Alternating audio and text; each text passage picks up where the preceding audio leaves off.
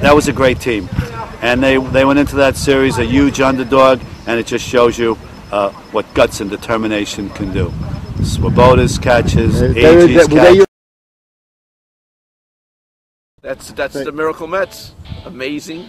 Favorite stories is I go to a doubleheader against the Pittsburgh Pirates. That was in '69. In September, they lose both games 1-0. People are throwing paper airplanes on the field because they figured they lose this doubleheader. And then, of course, after that, they went on to win most of the games.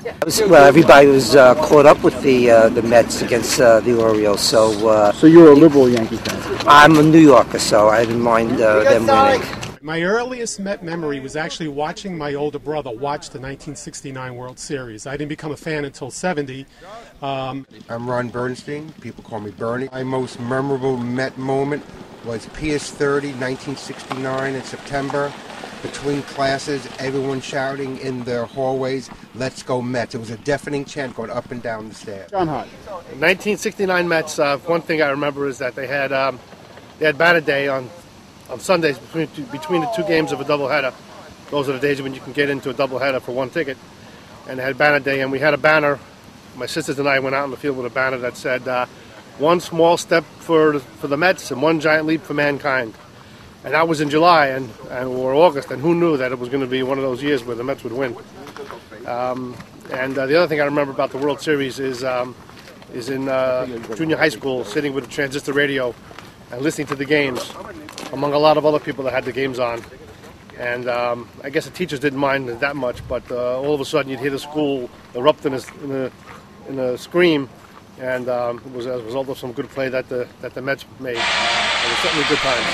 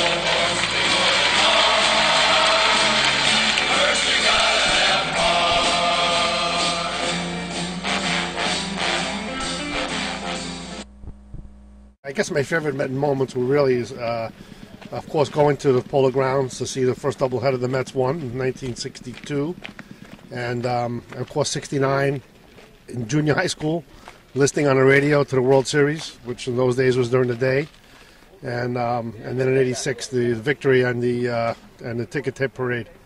But I've been a lifelong Met fan, and I guess I will be. I will be forever. I was at the first game ever in Shea Stadium. Saw Willie Stargell hit a home run. I was at game 6 of the World Series in 1986 when the Mets actually congratulated the Red Sox on winning the World Series before the ball went through Buckner's legs and they went on to win Game 7. I was also at a 23-inning game between the Giants and the Mets, Memorial Day 1964, which was the second game of a doubleheader. Mike Smolens, my Met moment is following his playing career, I actually ejected Bud Harrelson from a minor league game. I was umpiring the New York Penn League in Little Falls. I made a call. He thought I erred, so I threw Bud Harrelson out of the game. That's my Met moment. I'd have to say my favorite all-time Met moment was definitely Game 6. Not even Game 7 winning the World Series. It was Game 6. It was, if anything was a miracle, that was a miracle. That was, without a doubt, a moment I'll never, ever forget. 55,078 here at Shea, and they've really been put through the ringer. And it's going to go to the backstop. Here comes Mitchell to score the tying run. And Ray Knight is upset. Little roller up along first. Behind the back. It gets through Buckner. Here comes Knight, and the Mets win it.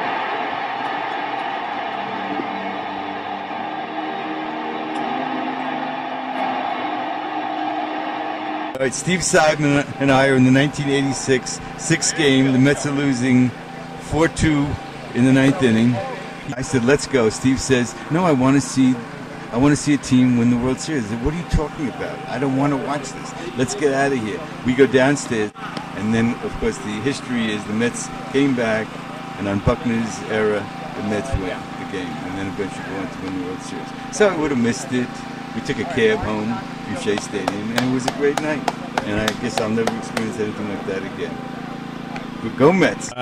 1986. So I'm sharing offices with two other people, and one of them had the best season's tickets, but he was very unwilling to give us tickets, the other two guys in the suite. So he said, "Okay, I'll tell you what. I'll give you the tickets for the seventh game." So 1986, the sixth game, what happens?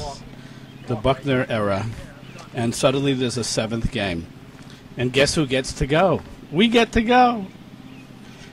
My favorite Met moments was watching the 1973 World Series, a heartbreaker, and of course 1986, being glued to the TV set through the entire series. Game 6 was unbelievable.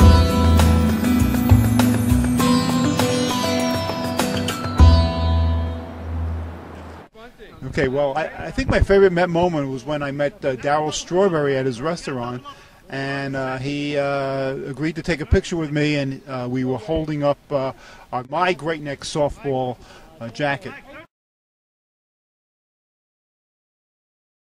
I tried to get him to play with us, but he said no. Once he hung up his spikes, that was it for him, and he just plays golf now. All right, my favorite Met moment. It was the year that they beat the Diamondbacks to get into the series. It was the last game. My wife and I were at the stadium. Pratt hits the ball over the fence, but you don't know it for a second because the center fielder looks into his glove. And all of a sudden, the stadium shook. Everyone was up. Everyone was standing. It was incredible.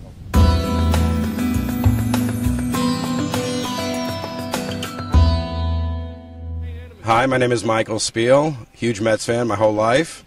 Favorite Met moment is definitely being in Game 3 of the playoffs in '86 when Dykstra hit the home run to beat the Astros.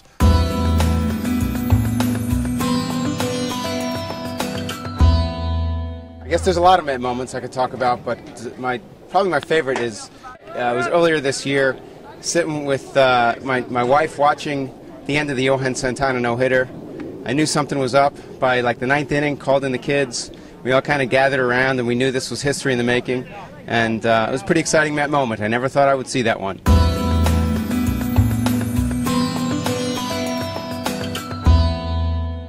And there are certainly plenty of great moments, from Timo Perez catching at the last out to send the Mets to the World Series, the whole Benny Agbayani thing that year, or maybe that was the year before.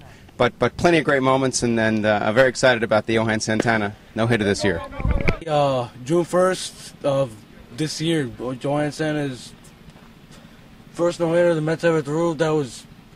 I just jumped off the couch, was screaming for about 10 minutes. So.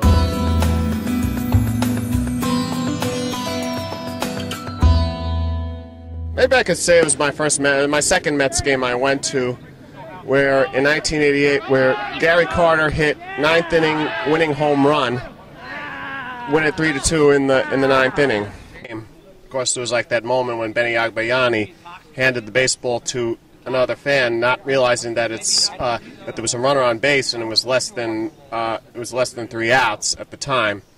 I was at that game. The bright side of it was the Mets won. Mark Courtney, I live in Little Neck.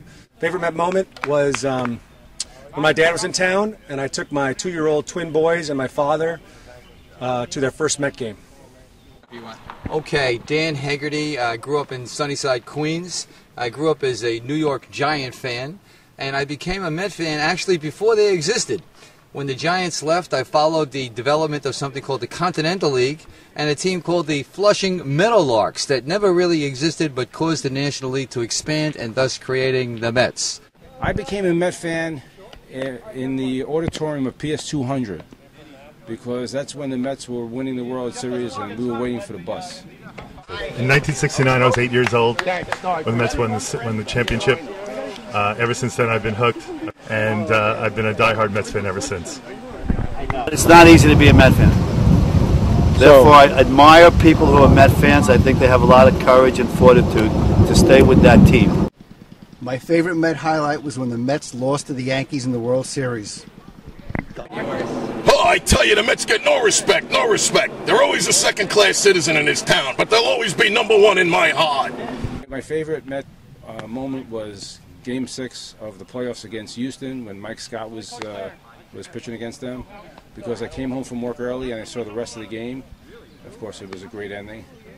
And I would say that winning the '86 World Series so far is tremendous, because we're still waiting for a new World Series to be won. Well, actually, I'm a Yankee fan, but I do have to say that I think the Met logo is the nicest logo in the major leagues. And to tell you the truth, I designed our Great Neck softball logo after the Mets. Basically, I replaced the buildings with the trees because we play amongst the trees. My father and my brother were both Mets fans, so it did add a little tension to our household. Living in Brooklyn, I was the rebel, and I became a Yankee fan. But today is Met Day, so I'm just going to say for today only, let's go Mets. Gil Hodges should be in the Hall of Fame. Dwight Gooden is my all-time favorite Met, and he should be a Hall of Famer.